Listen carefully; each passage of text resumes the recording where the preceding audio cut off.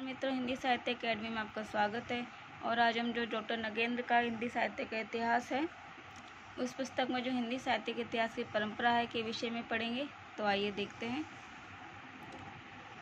यद्यपि 19वीं शती से पूर्व विभिन्न कवियों और लेखकों द्वारा अनेक ऐसे ग्रंथों की रचना हो चुकी थी जिनमें हिंदी के विभिन्न कवियों के जीवन वृत्त एवं कृतित्व का परिचय दिया गया है, जैसे 84 वैष्णव की वार्ता, 252 वैष्णव की वार्ता, भक्तिमाल, कविमाला, कालिदास हजारा आदि।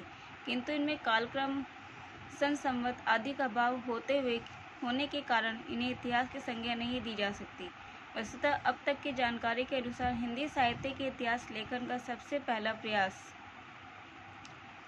एक फ्रेंच विद्वान गार्सद तासी का ही समझा जा सकता है, जिन्होंने फ्रेंच भाषा में इस्तवार द ला लिटरेचर इंडो हिंदुस्तानी ग्रंथ लिखा, जिसमें हिंदी और उर्दू के अनेक कवियों का विवरण वर्ण क्रमानुसार दिया गया है। इसका प्रथम भाग 1839 में तथा द्वितीय 1847 में प्रकाशित हुआ था। 1871 ईस्वी में इसका दूसरा संस्करण प्रकाशित हुआ, जिसमें इसे 3 खंडों में विभक्त करते हुए पर्याप्त संशोधन परिवर्तन किया गया। इस ग्रंथ का महत्व केवल इसी दृष्टि से है कि इसमें हिंदी काव्य का सर्वप्रथम इतिहास प्रस्तुत करने का प्रयास किया गया तथा कवियों के रचना काल का भी निर्देश दिया गया। अन्यथा कवियों को कालक्रम के स्थान पर अंग्रेजी वर्ण क्रम से प्रस्तुत करना, काल विभाजन एवं युगन प्रवृत्ति के विवेचन का कोई प्रयास न करना, हिंदी के कवियों में इतर भाषाओं को घुला मिला देना आदि ऐसी त्रुटियां हैं जिनके कारण इसे इतिहास मानने में संकोच होता है। तो सबसे पहले जो थे इतिहासकार वो कौन थे? गार्सद तासी, जो एक फ्रेंच विद्वान थे। इनकी पुस्तक का नाम है इस्तवार द ला लिटरेचर इंडो हिंदुस्तानी और इसका प्रथम भाग 1839 में, द्वितीय 1847 में प्रकाशित हुआ। दूसरा संस्करण 1871 में आया था, इसको 3 खंडों में विभक्त किया गया और इसमें कई त्रुटियां थी। फिर भी भारत से दूर बैठकर विदेशी भाषा में सर्वप्रथम इस प्रकार का प्रयास करना भी अपने आप में कम महत्वपूर्ण नहीं है। वस्तुतः किसी क्षेत्र में किए गए प्रारंभिक एवं प्राथमिक प्रयास का महत्व प्राय उसकी उपलब्धि की दृष्टि से नहीं अपितु नई दिशा की ओर अग्रसर होने की दृष्टि से माना जाता है। ये बात तासी के प्रयास पर भी लागू होती है, परंतु उनके ग्रंथ में अनेक त्रुटियां व न्यूनताओं के होते हुए भी हम उन्हें हिंदी साहित्य के इतिहास लेखन की परंपरा में उसके प्रवर्तक के रूप में गौरवपूर्ण स्थान देना उचित समझते हैं। तासी की परंपरा को आगे बढ़ाने का श्रेय जाता है शिव सिंह सेंगर जी को, जिनकी पुस्तक का नाम है शिव सिंह सरोज। 1883 समय इसका में लगभग 1 सहस्त्र भाषा कवियों का जीवन चरित्र, उनकी रचनाओं, उनकी कविताओं के उदाहरण सहित प्रस्तुत करने का प्रयास किया गया है। कवियों के जन्मकाल, रचनाकाल आदि के संकेत भी दिए गए हैं। ये दूसरी बात है कि वे संकेत बहुत विश्वसनीय नहीं हैं।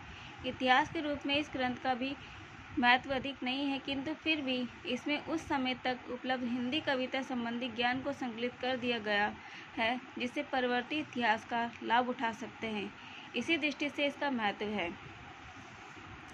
तीसरे नंबर पे आते हैं।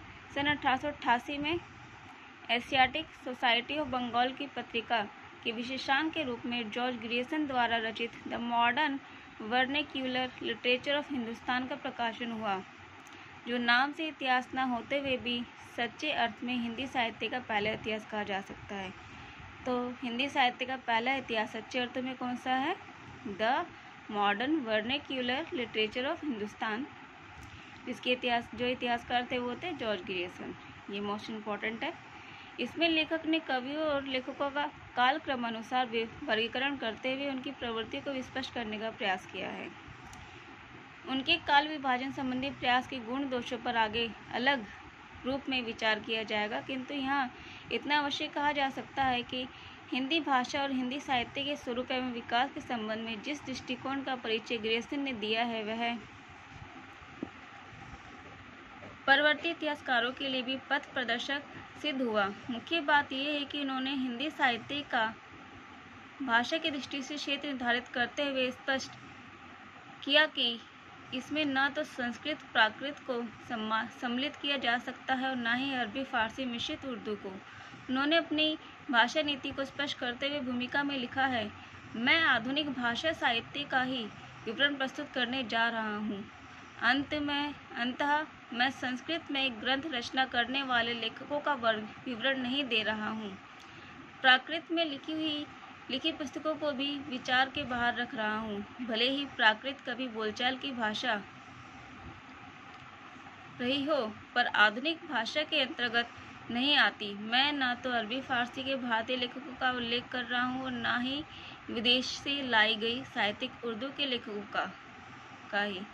मैंने इन अंतिम को उर्दू वालों को अपने इस विचार से जानबूझकर बहिष्कृत कर दिया है, क्योंकि इन पर पहले ही गारसा तासी ने पूर्ण रूप से विचार कर लिया है। इस प्रकार हिंदी भाषा के संबंध में जिस स्पष्ट एवं निर्भ्रांत दृष्टि का परिचय ग्रियर्सन ने दिया, वह निश्चय ही उस युग की भूमिका में महत्वपूर्ण प्रतीत होता है। ये एक महत्वपूर्ण फैक्ट है, इसको आप नोट डाउन कर लेना। क्वेश्चन ये जो है पेपर में पूछा जाता है इसके बारे में। ये भी कहा जा सकता है कि दृष्टि की इसी स्वच्छता के कारण वे अपने लक्ष्य में सफल हो सके। ग्रियर्सन की दूसरी विशेषता यह है कि उन्होंने अपने ग्रंथ के आधार स्रोत के रूप में तासी एवं शिव सिंह सेंगर के ग्रंथों के अतिरिक्त भक्तमाल, गोसाई चरित, हजारा, काव्य संग्रह आदि 17 रचनाओं का उल्लेख करते हुए स्थान स्थान पर मूलाधारों के संदर्भ संकेत भी दिए हैं, जिससे उनकी उस तटस्थता, प्रामाणिकता और ईमानदारी का बोध होता है जो किसी भी इतिहासकार के लिए आवश्यक है। ये दुर्भाग्य की बात है कि परवर्ती हिंदी साहित्यकारों द्वारा इस परंपरा का निर्वाह सम्यक रूप में नहीं हो सका। अपनी दृष्टि एवं पद्धति पर प्रकाश डालते हुए ग्रियर्सन ने लिखा है कि उन्होंने सामग्री को यथासंभव काल क्रम अनुसार प्रस्तुत करने का प्रयास किया है। ग्रंथ को कालखंडों में व्यक्त किया गया है तथा प्रत्येक अध्याय काल विशेष का सूचक है। प्रत्येक काल के गुण कवियों का अध्याय विशेष के अंत में उल्लेख किया गया है। विभिन्न युगों की काव्य प्रवृत्तियों की व्याख्या करते हुए उनसे संबंधित सांस्कृतिक परिस्थितियों और प्रेरणा स्रोतों के उद्घाटन का प्रयास उनके द्वारा हुआ है। इसके अतिरिक्त हिंदी साहित्य के विकास क्रम का निर्धारण चारण काव्य, धार्मिक काव्य, प्रेम काव्य, दरबारी काव्य के रूप में करना तथा 16वीं-17वीं शती के युग को भक्ति काल को हिंदी काव्य का स्वर्ण युग मानना ग्रियर्सन की महत्वपूर्ण उपलब्धि है। तो भक्ति काल का स्वर्ण युग किसने कहा है? ग्रियर्सन ने। ये भी इम्पोर्टेंट फैक्ट है, जिन्हें किंचित संशोधित एवं नूतन शब्दों में प्रस्तुत करके परवर्ती इतिहासकारों ने भारी श्रेय प्राप्त किया है। वस्तुतः 19वीं शती के अंतिम चरण में, जबकि हिंदी साहित्य क्षेत्र में आलोचना एवं अनुसंधान की परंपराओं का श्री गणेश भी न हुआ था, हिंदी भाषा एवं उसके काव्य की ऐसी स्पष्ट, शुष्क में प्रमाणिक ऐतिहासिक व्याख्या प्रस्तुत कर देना ग्रियर्सन की अद्भुत प्रतिभा, शक्ति एवं गहन अध्ययनशीलता को प्रमाणित करता है। यह दूसरी बात है कि उनका ग्रंथ अंग्रेजी में रचित होने के कारण हिंदी के अध्येताओं की दृष्टि का केंद्र नहीं बन सका, जिससे परवर्ती युग के अनेक इतिहासकार जो उनकी धारणाओं और स्थापनाओं को पल्लवित करके हिंदी माध्यम से प्रस्तुत कर सके और उस यश के भागी बने जो वस्तुतः ग्रियर्सन का दाय था। नेक्स्ट पर आते हैं। मिश्रबंधु द्वारा रचित मिश्रबंधु विनोद 4 भागों में विभक्त है, जिसके प्रथम 3 भाग 1913 में प्रकाशित हुए तथा चतुर्थ भाग 1934 में प्रकाशित हुआ। मिश्रबंधुओं ने अपने ग्रंथ को इतिहास की संज्ञा न देते हुए भी भरसक इस बात का यत्न किया है कि यह एक आदर्श इतिहास सिद्ध हो। इसे परिपूर्ण एवं सुव्यवस्थित बनाने के लिए उन्होंने एक और तो इसमें लगभग 5000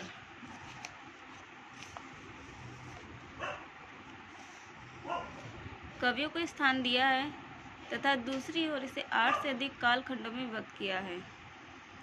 इस क्षेत्र में उन्हें पूर्ववर्ती इतिहासकारों से अधिक सफलता मिली है। इतिहास के रूप में इस ग्रंथ की विशेषता ये है कि इसमें कवियों के विवरणों के साथ साथ साहित्य के विविध अंगों पर भी पर्याप्त प्रकाश डाला गया है तथा अनेक अज्ञात कवियों को प्रकाश में लाते हुए उनके साहित्यिक महत्व को स्पष्ट करने का यत्न किया गया है। कवियों को सापेक्षित महत्व निर्धारित करने के लिए उनकी श्रेणियां भी बनाई गई है, किंतु काव्य समीक्षा में परंपरागत सिद्धांतों और पद्धति का ही अनुसरण मिलता है। अतः आधुनिक समीक्षा दृष्टि से यह ग्रंथ भले ही बहुत ही संतोषजनक न कहा जा सके, किंतु इसमें कोई संदेह नहीं है कि इतिहास लेखन को पूर्व परंपरा को आगे बढ़ाने में इसका महत्वपूर्ण योगदान है। जैसे कि आचार्य रामचंद्र शुक्ल ने स्वयं स्वीकार किया है कि कवियों के परिचयात्मक विवरण मैंने प्राय मिश्र बंधु विनोद से ही लिए हैं। परवर्ती इतिहासकारों के लिए भी ये आधार ग्रंथ रहा है। अब 5वें नंबर पे आते हैं।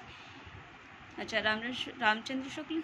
हिंदी साहित्य के इतिहास की परंपरा में सर्वोच्च स्थान आचार्य रामचंद्र शुक्ल द्वारा रचित हिंदी साहित्य का इतिहास 1929 को प्राप्त है, जो मूलतः नागरिक प्रचारणी सभा द्वारा प्रकाशित हिंदी शब्द सागर की भूमिका के रूप में लिखा गया था तथा जिसे आगे परिवर्धित एवं विस्तृत करके स्वतंत्र पुस्तक का रूप दे दिया गया।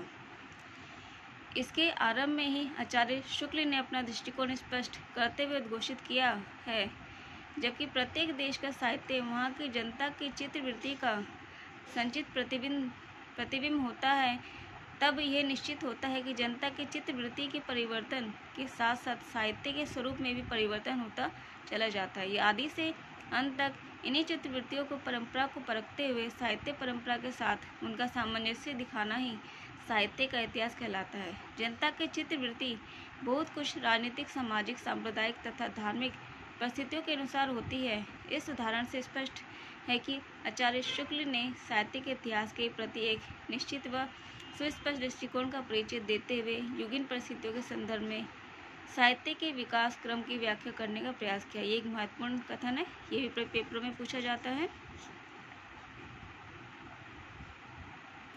इस दृष्टि से कहा जा सकता है कि इन्होंने साहित्य के इतिहास की साहित्यालोचना से पृथक रूप में ग्रहण करते हुए विकासवादी और वैज्ञानिक दृष्टिकोण का परिचय दिया है। साथ ही उन्होंने इतिहास के मूल विषय को आरंभ करने से पूर्व ही काल विभाग के अंतर्गत हिंदी साहित्य के 900 वर्षों के इतिहास को 4 सुस्पष्ट कालखंडों में व्यक्त करके अपनी योजना को एक ऐसे निश्चित रूप में प्रस्तुत कर दिया जिससे पाठक के मन में शंका और संदेह के लिए कोई स्थान नहीं रह जाता। यह दूसरी बात है कि इन्होंने काल विभाजन का आधार न देकर केवल तत्संबंधी निष्कर्षों की ही सूचना दी है, किंतु इससे उस युग के उन पाठकों को अवश्य लाभ हुआ जो काल विभाजन की क्षमताओं के पछड़े में पड़े बिना ही संपूर्ण हिंदी साहित्य को एक दृष्टि से देख लेना चाहते थे। नवोपलब्ध तथ्यों और निष्कर्षों के अनुसार अब यह काल विभाजन भी त्रुटिपूर्ण सिद्ध हो गया है, किंतु इसमें कोई संदेह नहीं है कि अपनी अति सरलता व स्पष्टता के कारण यह आज भी बहुत प्रचलित और बहुमान्य है। आचार्य शुक्ल के इतिहास की एक अन्य विशेषता है कि पूरे भक्ति काल को 4 भागों या शाखाओं में बांटकर इसे शुद्ध दार्शनिक एवं धार्मिक आधार पर प्रतिष्ठित कर देना। उन्होंने इस काल के समस्त साहित्य को पहले निर्गुण धारा और सगुण धारा में और फिर प्रत्येक को 2-2 शाखाओं ज्ञानश्री शाखा, प्रेमश्री शाखा, राम भक्ति शाखा, कृष्ण भक्ति शाखा में विभक्त करके न केवल साहित्यिक आलोचकों के लिए अपितु दार्शनिक तथा धार्मिक दृष्टि से साहित्य अनुसंधान करने वालों के लिए भी एक अत्यंत सरल एवं सीधा मार्ग तैयार कर दिया है। इतिहासकार के रूप में आचार्य शुक्ल की सबसे बड़ी विशेषता है कि कवियों और साहित्यकारों के जीवन चरित्र संबंधी इतिवृत्त के स्थान पर उनकी रचनाओं के साहित्यिक मूल्यांकन को प्रमुखता देना। इस क्षेत्र में उन्होंने एक तो चुने हुए कवियों को ही लिया, जहाँ मिश्र बंधु विनोद में कवि संख्या 5000 तक पहुंच चुकी थी, वहाँ उन्होंने उनमें से लगभग 1000 को ही अपने इतिहास में स्थान दिया है। तो ये कुछ महत्वपूर्ण थे, हमने 5 उनको पढ़ लिया है। इसके आगे है, आगे आते हैं।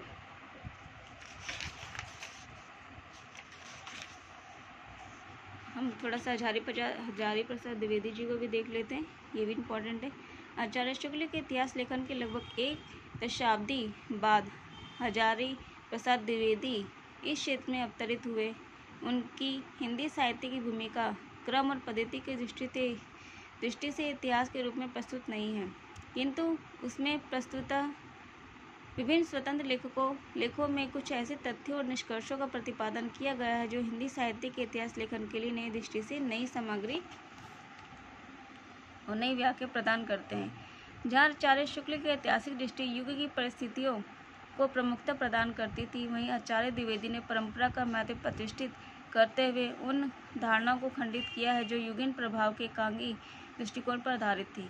उन्होंने अत्यंत सशक्त स्वरों में उद्घोषित किया है कि भक्ति आंदोलन न तो तदयुगीन पराजित हिंदू जाति की निराशा से द्वेलित है और न ही इस्लाम की प्रतिक्रिया है। इसका प्रत्यक्ष प्रमाण यह है कि 7वीं-8वीं शती में, जबकि भारत की धरती पर इस्लाम की छाया भी नहीं पड़ी थी, दक्षिण के वैष्णव भक्तों में भक्ति अपने पूर्ण वैभव के साथ विद्यमान थी। इस प्रसंग में उन्होंने स्पष्ट शब्दों में इस्लाम के प्रभाव का खंडन करते हुए लिखा है, ये कथन ध्यान रखना, मैं इस्लाम के महत्व को भूल नहीं रहा हूँ, लेकिन जोर देकर कहना चाहता हूँ कि अगर इस्लाम न आया होता तो भी साहित्य का 12 आना वैसा ही होता जैसा आज है। इस प्रकार उन्होंने संत काव्य परंपरा के स्रोतों का अनुसंधान करते हुए सिद्धों नाथपंथियों की वाणियों, विचार सरणियों, पद्धतियों, काव्य शैलियों के तुलनात्मक अध्ययन द्वारा ये स्पष्ट किया कि किस प्रकार कबीर आदि इनसे प्रभावित हैं। फिर आगे कुछ फैक्ट्स और है। हिंदी साहित्य की भूमिका के अनंतर आचार्य द्विवेदी के इतिहास संबंधी कुछ और रचनाएं भी प्रकाशित हुई, जैसे हिंदी साहित्य उद्भव और विकास, हिंदी साहित्य का आदिकाल आदि। इसमें उन्होंने अपने तद विषयक विचारों को और अधिक व्यवस्थित एवं पुष्ट रूप से प्रस्तुत किया है। तो आज हम सिर्फ इतना ही पढ़ेंगे। धन्यवाद।